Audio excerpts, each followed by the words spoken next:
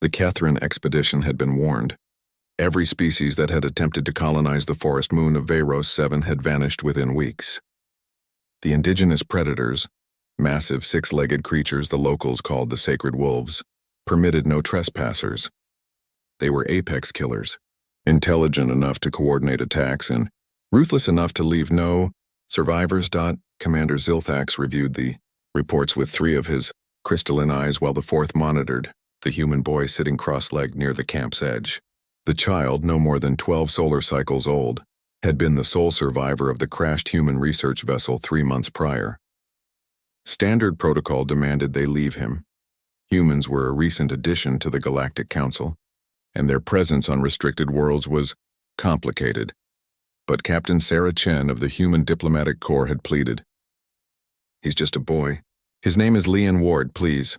Zilthax had agreed to retrieve the child, though he expected to find only remains. Instead, they found Leon alive.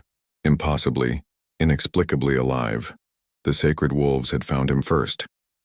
Leon sat perfectly still as the largest of the pack emerged from the tree line. The creature was magnificent, silver fur rippling over corded muscle, 6 legs moving with supernatural grace, eyes that gleamed with an ancient wisdom.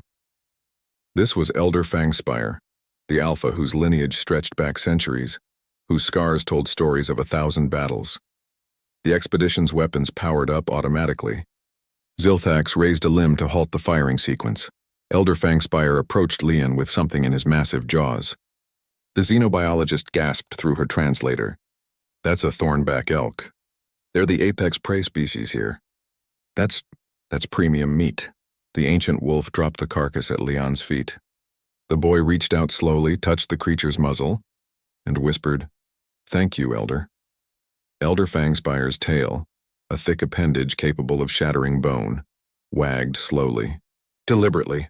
What in the spiral galaxy?" Zilthax breathed. They had studied the crash site extensively before approaching. The human research vessel had gone down in sacred wolf territory, and the crew hadn't stood a chance. Except for one passenger, a boy traveling with his xenobiologist mother. The ship's logs showed Leon had survived the initial crash with minor injuries. His mother had died on impact.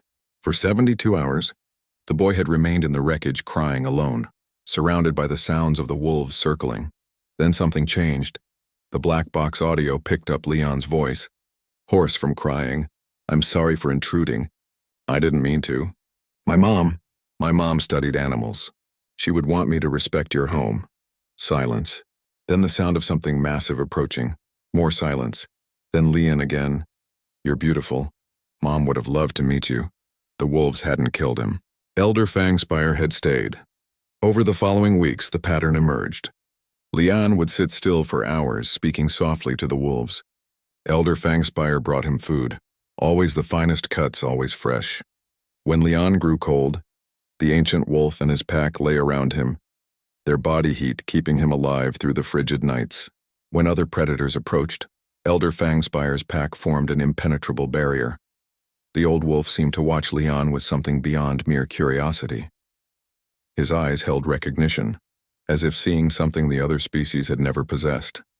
By the time the expedition arrived, Leon had 12 wolves attending him. Elder Fangspire never left his side. "It's unprecedented," the xenobiologist explained to Zilthax as they observed from a safe distance. "The sacred wolves have killed every species that's entered their territory for 3 millennia. Elder Fangspire himself is estimated to be over 200 years old, the oldest recorded alpha in the galaxy. They're not domesticable. They're not social with outsiders. They tolerate no weakness. Then why?" Zilthax demanded. Leon was laughing now, rolling on the ground as younger wolves playfully pounced around him. Elder Fangspire watched with what could only be described as paternal affection. "Because humans are strange," the xenobiologist said softly. "They're the only species that domesticated the apex predator of their own world. Not through force, through friendship, through respect, through love." She pulled up data on her console. "On Earth, thousands of years ago, wolves approached human camps.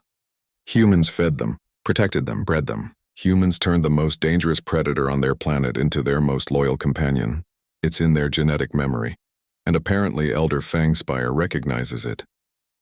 Zilthax watched as Leon scratched behind Elder Fangspire's ear, an ear that could hear a heartbeat from a kilometer away. You're saying the boy befriended an alien apex predator because his species has a history of befriending predators? I'm saying humans see predators differently than we do. We see threats. They see potential friends. Leon Ward didn't try to fight the wolves. He didn't try to dominate them. He respected them, spoke kindly to them, showed vulnerability. Elder Fangspire saw something in that. Something divine, perhaps. Something worthy of protection. The retrieval was delicate.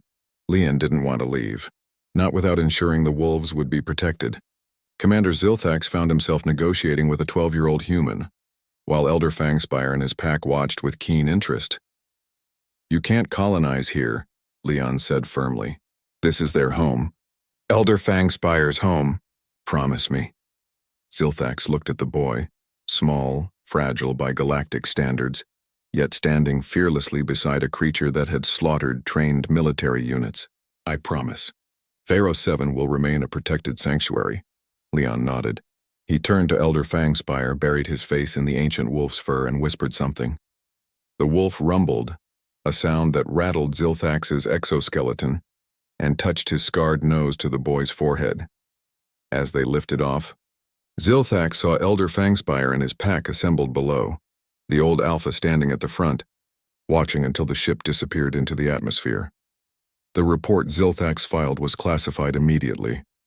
The Galactic Council debated for weeks. Some argued humans were dangerous. Any species that could befriend apex predators was a potential threat. Others argued humans were valuable. Any species that could befriend apex predators was a potential ally. Leon Ward was returned to human space, where he told his story to anyone who would listen.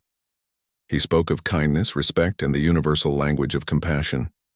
He spoke of Elder Fangspire with reverence, calling him the wisest being he'd ever met.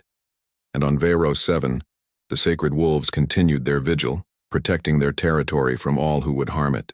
But in their den, Elder Fangspire kept a small piece of fabric, torn from Leon Ward's jacket. And sometimes, when the moons were full, he would howl a song that sounded almost like a name. Leon, the young human who had reminded an ancient wolf why some bonds transcend species.